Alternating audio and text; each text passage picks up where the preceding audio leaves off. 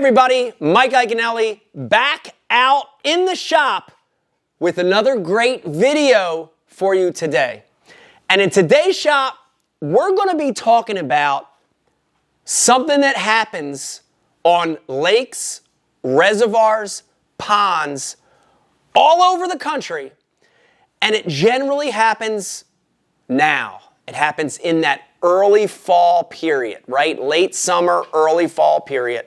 And in today's shop, we're going to be talking about the lake turning over. If you've been fishing for a while, I know you've heard of this term. You get to the lake and everybody's complaining. The fishing stinks. The fishing's tough. And they're blaming it on the lake turning over. So in today's shop, we're going to start by explaining what that means. We're going to talk about that process of the lake turning over.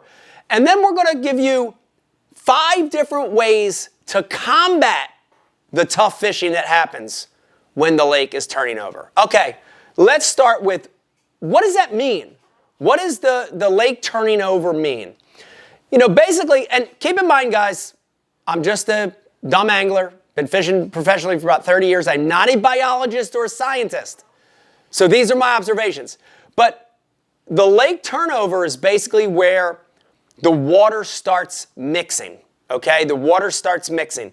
And the general reason why it coincides with the fall is a lot of it's temperature-based, temperature and oxygen-based. So here's what goes down.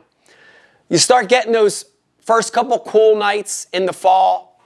In the Northeast, a lot of times it's September, early October. As you get further south, tends to be more October, November. But in that early fall, as the weather and water starts cooling off, your surface water starts mixing with the bottom. So the surface water actually starts sinking, the bottom water starts rising, and you create this mix of water. Now keep in mind, you're talking about water on the surface that all summer has been warm and full of oxygen. High oxygen content, warm surface layer of that water. But as it starts mixing, that starts sinking down, and the cooler water that was low oxygen content, deeper, starts mixing. And it all starts mixing together. And that's that lake turning over. Some signs of a lake turning over, there's a couple visual signs. If you get to the lake and you start seeing a lot of particles in the water, and I'm not talking about an algae bloom, but I'm talking about literally like little particles of the bottom. Almost looks like just little dots in the water. That's a real good visual clue that that lake's starting to turn over. Another one is the actual bottom itself sort of starts to float up and rise, right? Again, bottom rising, top sinking, they're mixing.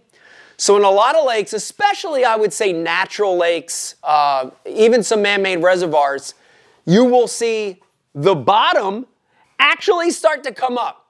You'll see leaves, debris, almost looks like a bog in some places where the bottom actually lifts up and is floating on the surface. Another clue is a lot of times that water, as it mixes, will have a little funk to it. You'll get to the lake and you'll be like, man, what's that smell? And you can actually smell the bottom coming up, the water mixing. Last but not least, in today's age of amazing technology, a lot of these electronics, these Lowrance units, when you turn that gain up, 2D, side image, whatever it is, forward facing, but especially on 2D, when you turn the gain up, you'll see fuzz in the middle of the water column. Not a band like a thermocline, but actual fuzz in the water. And that's another visual clue that that lake is starting to turn over. Here's the bottom line, guys. When the lake turns over, the fishing gets tough. The fish get less active. It's a time of the year where things are confusing. I've heard the term during the fall, this turnover, lake turnover, where the fish are everywhere and nowhere all at once. And that's a good term. here's the bottom line, guys. This is my opinion on what happens. Because that water's mixing, the oxygen levels, the temperatures, everything's mixing up, it gives the fish a headache. It really honestly gives the fish a headache. And, you know, a comparison to us is, man, when you have a headache, when you come home from work or you get home and, dude, your head is just pounding, right? You don't want to do much, right? You want to take some Advil. You want to lay down on the couch. You want to relax. And that's really the mood of the fish. Guys, it's not that they still have to eat, right? They are still catchable. They still have to feed, but they have a headache.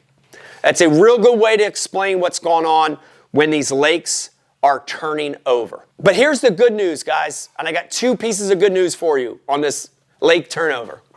Number one, lakes and ponds and reservoirs that turn over, it's short-lived. It's a very quick phenomenon, okay?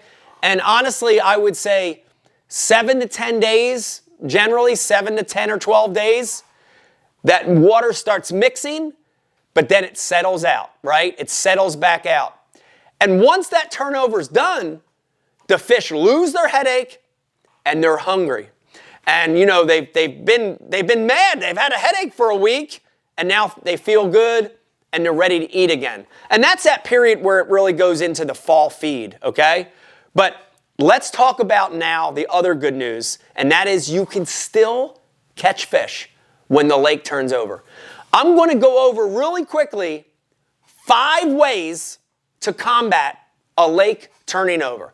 5 different scenarios to allow you to catch some fish. Even though it's going to be tough, this is going to allow you to catch some fish. Number 1, and this is probably the most obvious one, and if you're fishing a place that's turning over, and it's big, if you're on a big natural lake, like a Champlain or a Lake George, or if you're on a reservoir, I don't know, like Seminole or Kerr Reservoir or whatever, that's big, this is a good strategy. And number 1 way to combat the lake turning over is run from it. Run! Escape. And really on these bigger bodies of water, the lake doesn't turn over the whole lake at the same time. It doesn't happen throughout a 30, 40, 50,000 acre lake or reservoir at the same time. So just for example, if you're on the lower end of a reservoir and you're exhibiting all these signs of the lake turning over and the fishing stinks, run. Go way up the river. Go to mid-lake. Get away from that section. The reverse is true, right? If you're fishing a natural lake and you're in the upper end where the headwaters is at, where the river's at, and it's turning over, you see the bottom floating up, the fishing's terrible. The lake, it's turning over. Run to the bottom end of the lake, right? So running away from where that turnover is happening is a good solution on big bodies of water. But for a lot of you that fish smaller bodies of water, 10,000, 5,000, and if you're like me from New Jersey, a couple 100-acre lakes, ponds, rivers, it's not the same. You can't escape it. So I'm going to give you 4 other ways to catch some fish and to really deal with this lake turning over, okay? Number 1, and this is really my favorite of all of them, is go shallow, okay? Go shallow. And when I mean shallow, I'm really talking about 0 to 5 or 6 feet. Go shallow. Because that turnover we talked about, the top mixing with the bottom, happens more in a deeper water environment, right? It's happening more, a little deeper out in that water. The shallow fish, you don't have that same problem with the shallow fish. They're up there on the bank. They're resident fish that never leave the shallow water. In some cases, they're those deep fish that had a headache and they're trying to get away from the water mixing and they go shallow. So solution number 1 to deal with a lake turning over is go shallow. And in this strategy, guys, you're trying to cover a lot of water. I'm putting the trolling motor down. I'm covering really big stretches of water, and I'm talking about, 2-mile stretches of water, and I'm covering water. Because of that, I really like those lures that you can move with. A spinner bait, a vibration jig, a crankbait, right? So I'm fishing shallow. Even if there's less fish shallow, they're not feeling the effects of that turnover as much as fish that are mid-depth to deep. So strategy number 2 is go shallow. Strategy number 3 is another one that helps minimize the effect of this water mixing, and it is wind. Wind. Guys, the third strategy for lake turnover is go fish the wind. Literally, wherever you're fishing, if you have a wind that's 5 miles an hour or higher, go fish the bank where the wind is crashing to, right?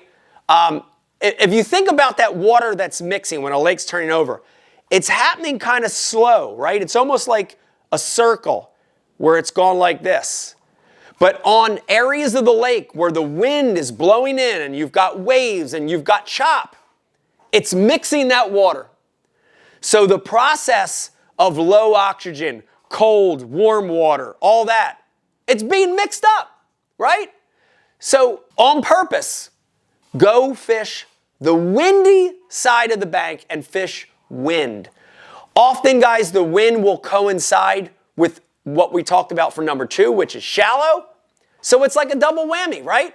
You're fishing shallow for fish that are less affected. You're fishing wind to help with that water mixing, and you're going to get some bites. Same thing with wind, guys. Generally throwing search baits, jerk baits, like a stunner, crank baits, spinner baits, swim baits in the wind, right? Covering a lot of water. Okay, on to number 4. And number 4 is a lot like wind, but number 4 way to combat a lake turning over is current. Current. And just like wind, current, water moving, has a tendency to mix that water up quicker, and the fish will kind of lose that headache and get more active, right, in current. So I'm looking for current. Lakes, ponds, reservoirs, any of these places where you're experiencing turnover, go find current. And, some examples of that would be, feeder creeks where there's actual flow coming into the creek, the back of a pocket or the back of a cove that has some fresh water running into it.